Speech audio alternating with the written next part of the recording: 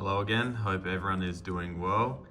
Today I'm going to do a collection update video. My last one was at the start of 2024, so about 2 years ago. And since then I've picked up about probably 20 new cards for the collection and then sold a few as well to try and focus on my favorite cards. But I'm going to go through everything today, no holds barred, so let's get into it. First card I want to show is a recent pickup. That's the Bontempelli gold signature. This is out of 40.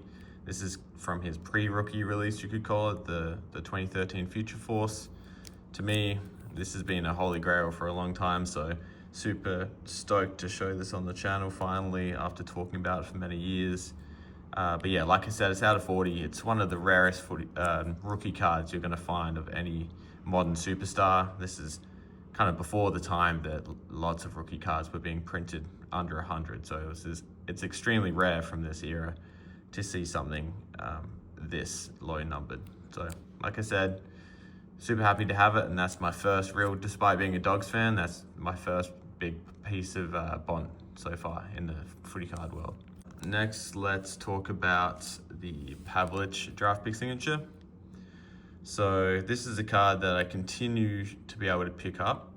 Over the last couple of years, I've been slowly adding, and I'm going to go through every card this video, not show stuff in bulk. So in between, while I'm showing these ones where I have multiples, I'm just going to do a bit of commentary. But this one, yeah, it's still pretty easy to pick up. The demand is relatively low. The price point is still relatively low. $120, $130 is the price I've been picking them up for recently. And yeah, I've picked up I think 6 over the past year. So very much on the market. Like I said, the price hasn't moved too much, a lot less than I originally thought they would. Definitely has held its value. When I started picking them up, they were around $100, $110. So very, very minor increase over the time period we're talking about. It's about 5 or 6 years now. So not the best gain.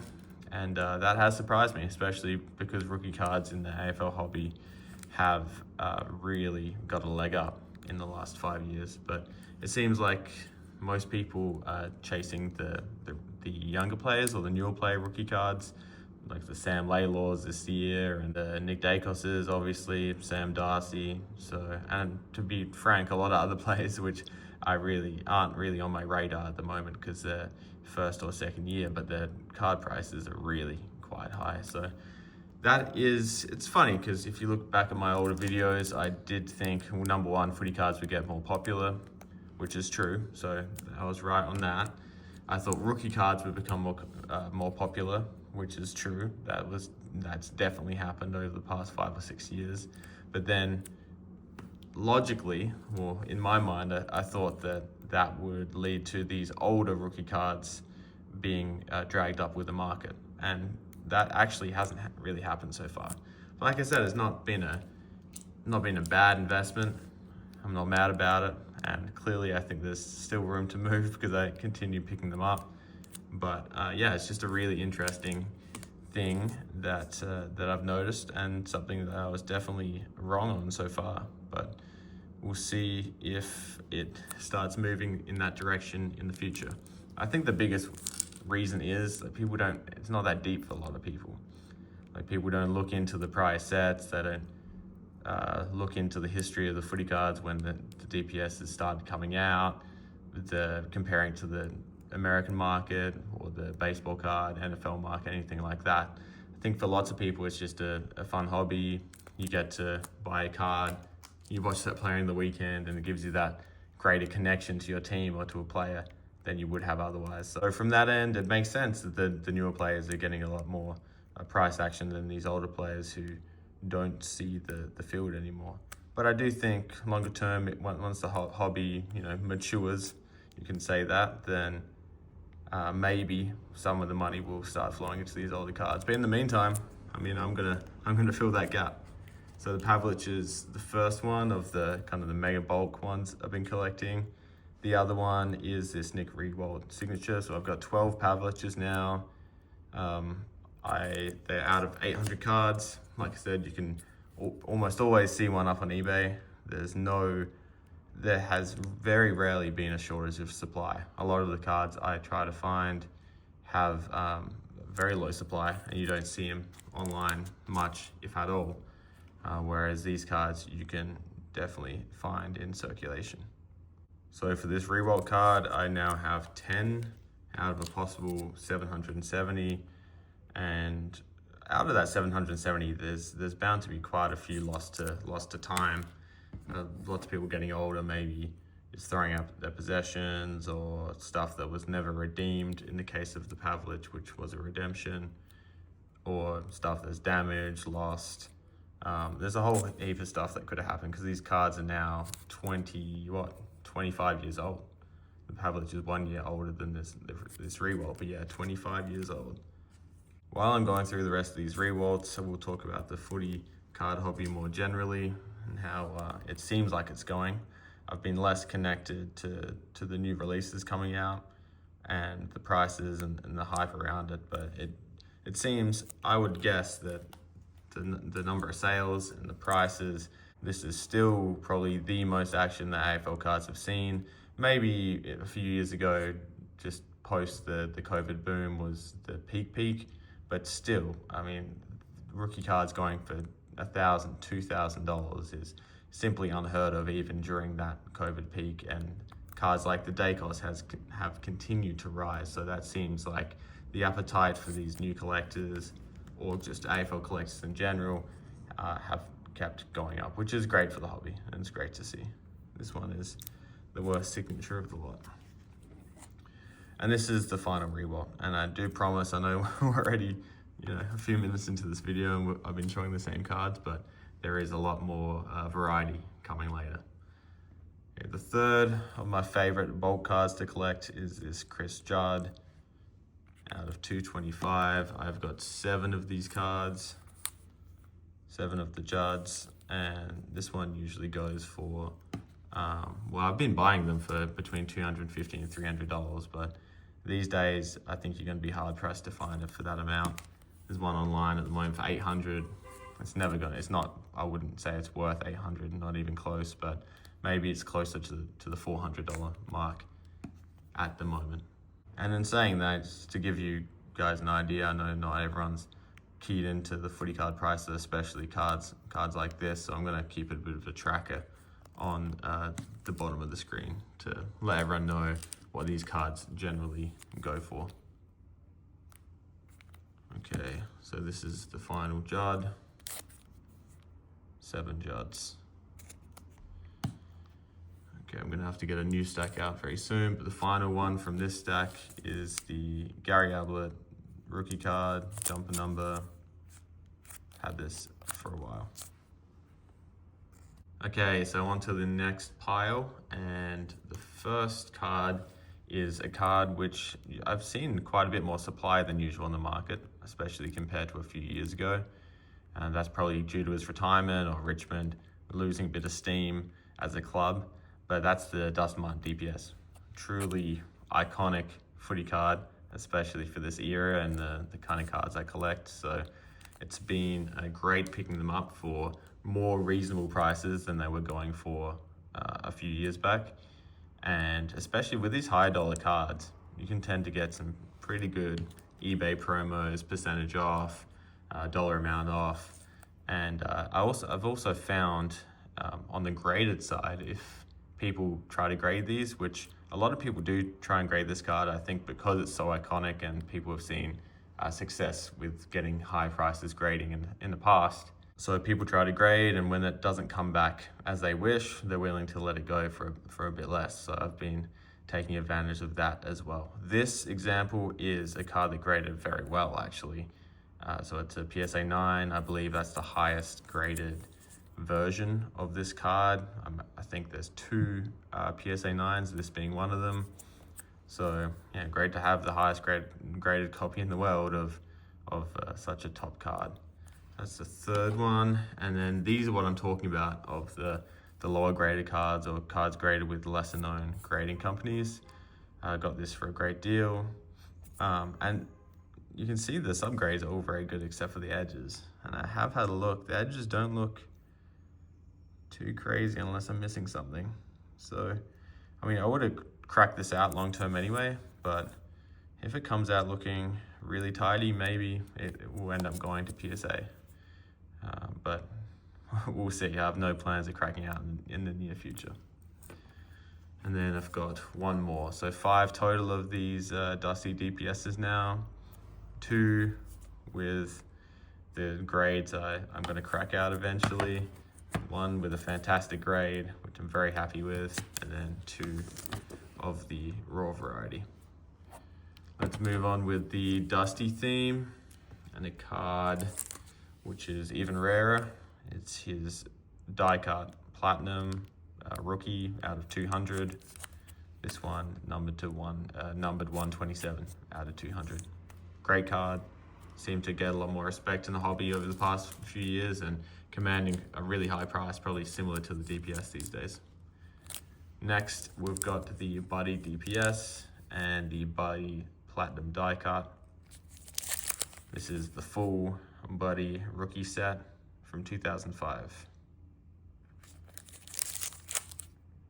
2 of my favorites.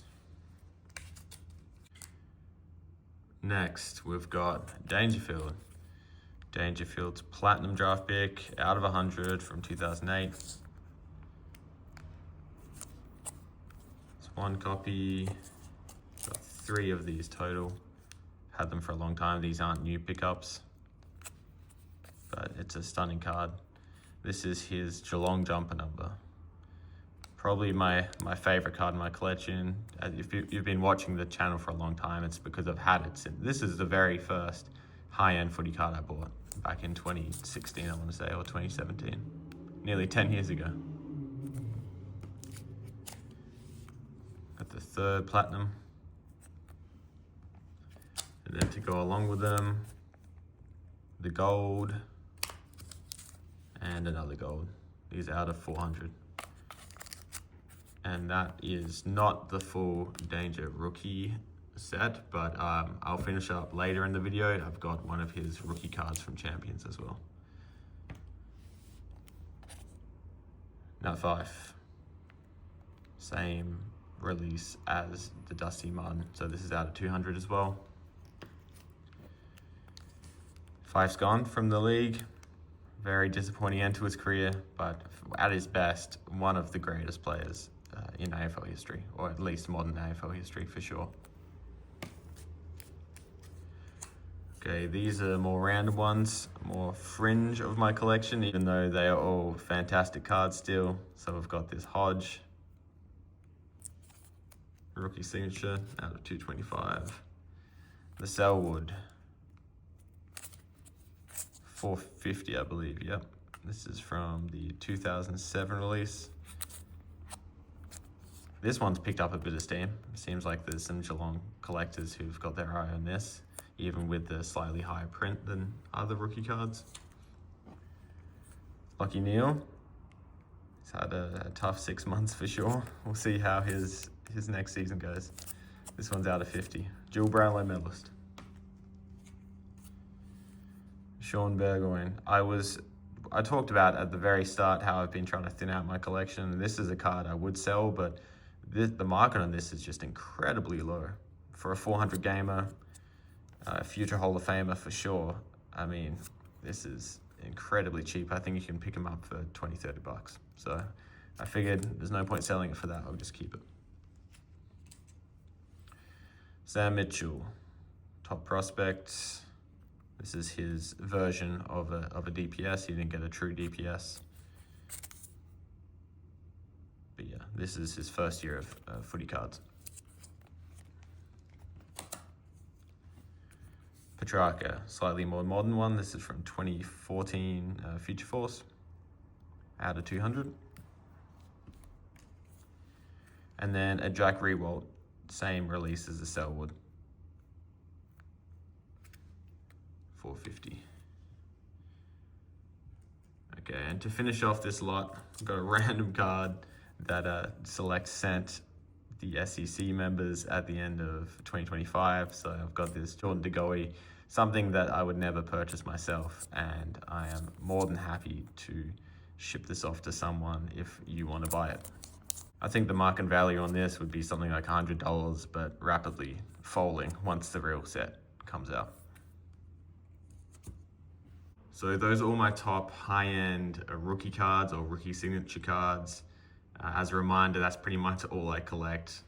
It has to be rookie, has to be a top player, future legend, or definitely future top high-end Hall of Famer from the 2000s or 2010s. So moving on to the next section, which is more mid-end cards, which I typically get graded. And so pile 3 starts with the Dustin Martins. So these are to go along with his more high-end cards, but this is a Guernsey die-cut holographic, CGA 8. This one probably has about 1,200 cards in the release, I think I calculated back in the day. And very hard to grade because of the cut edges. This is his rookie card. And I think back in the day, this used to be a really controversial thing to say this is his rookie card. I know I got a lot of hate for it back in the day, but nowadays they're printing RC on every base card. They're printing RC on every rookie year parallel. So I think it's beyond a question of whether this is a rookie card. It certainly is. It just doesn't have the RC marker on it, but it's the same thing. So this is a pristine 10 copy. This card graded has really flooded the market. I did that big experiment back in the day where I graded a lot of these and sold a lot of these on eBay before there was any on eBay, and did pretty well despite still having a ton left over. I'll get those in frame. But yeah, made money even with all these left over. But nowadays, I mean, the market is so saturated. The demand for this card is relatively low. Even you can see this is getting pretty old now because even the label's coming out. But yeah, the demand's pretty low. The supply has just ballooned over the past 5 years. So it's pretty tough to sell one of these days for more than, you can still sell them, but you're getting more like $20, $30 rather than the $100 that I was getting back in the day. Well, for 9s back in the day, I might have been getting more like 70, 80, but still, it's a pretty steep drop off. In saying that, I think for $20, $30, if you can pick up a card like this, it's a pretty good long-term hold. Very, very low risk, and with a bit of upside as well. So I'm in no rush to get rid of these that I still have, and especially not the 10. The 10 is a very, very good card to have. Okay, so these are all the same. These labels are really not holding up well. Okay, and then finally, the draft rookie. This is a CGA 9, unnumbered, but approximately 800 copies from my calculations, I think, maybe even a bit less. But yeah, great card.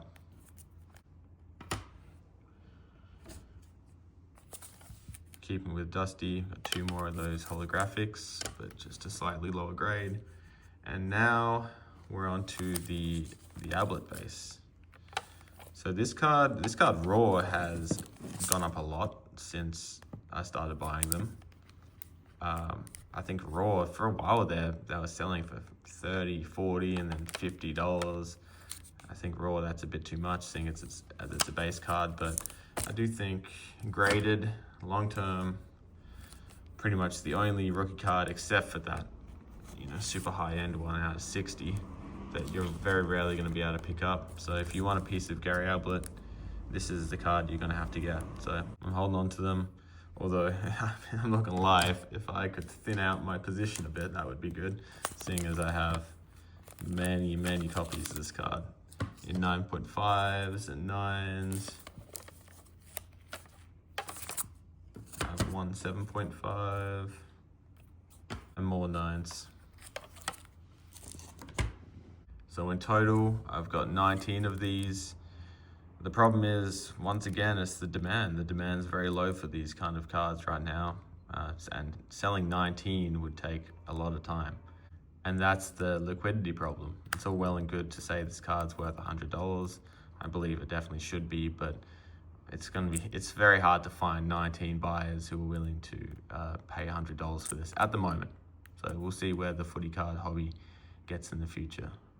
But this is the final card in this pile, and we're on to pile number 4, the last file. These are all slabbed, and these are a bit of a random goodie bag, so it should be fun to go through them. This is that Dangerfield I was talking about from earlier. Draft rookie to complete the Danger rookie year set. Jeremy Cameron rookie. There's a billion of these out there, so it's gonna be hard for this to keep value. This one's slightly rarer. This is with the peel unpeeled. So under the silver peel is a different player in the gold card, and you can tell that because it says Kangaroos on the back. So this is actually a Kangaroos gold card, but when they came in the packs, they had a silver peel on top of them, and lots of them would have been peeled. So this Jeremy Cameron rookie is a bit more rare. Silverioli, great player. Hawkins, rookie 10. This is his only rookie card. So pretty awesome one having 10. One of my favorites. John O'Brien, base 9.5. Dane Swan, base 9.5. Petrarca, this is the All-Australian insert from Future Force. Same release as his signature, 9.5. This is a better Danger. This is a 9, mint 9. Slightly off center.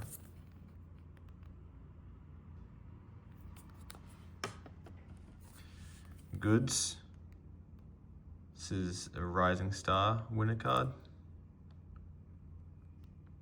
Great shine, not very rare, but it's, yeah, Goods is a top player, so definitely keeping that one. Hearn, 9.5 rookie. Cochin, 9 rookie, probably the most valuable of this bunch. Maybe the Hawkins to the right buyer, but in terms of safe value, this is probably the best of the lot. Rance, 8.5. Cripps, another 8.5 All-Australian insert, just 1 year earlier than the Petrarca. I need to get Cripps' DPS at some point. It's expensive though. And then finally, Eddie Betts, Footy Faces die cut from 2005. And that's it. That's the whole collection. In terms of, I usually end this with what I'm looking for. So in terms of what I'm looking for next, well, the Cripps DPS would be nice. The Pendles DPS would be nice, although both of those are just super expensive at the moment, and I feel like they're going to come down at some point. Just like the Dusty, you know, prices come and prices go, and in the future you might have an opportunity. When you get that opportunity, you can not only snap up one, you can snap up 2 or 3, like I did the Dusties the last couple of years. So Pendles, Cripps, I want to get the Bont DPS from the regular series, from Select Honors 1. The red Bont would be nice, the 1 out of 200. And yeah, those are the big cards I'm looking for. Other than that, I'm just going to continue to get my dupes of the Rewalds and Pavliches and Judds. So yeah, I look forward to doing this video again in next year or maybe the year after. And I'll see you guys then. Thanks a lot.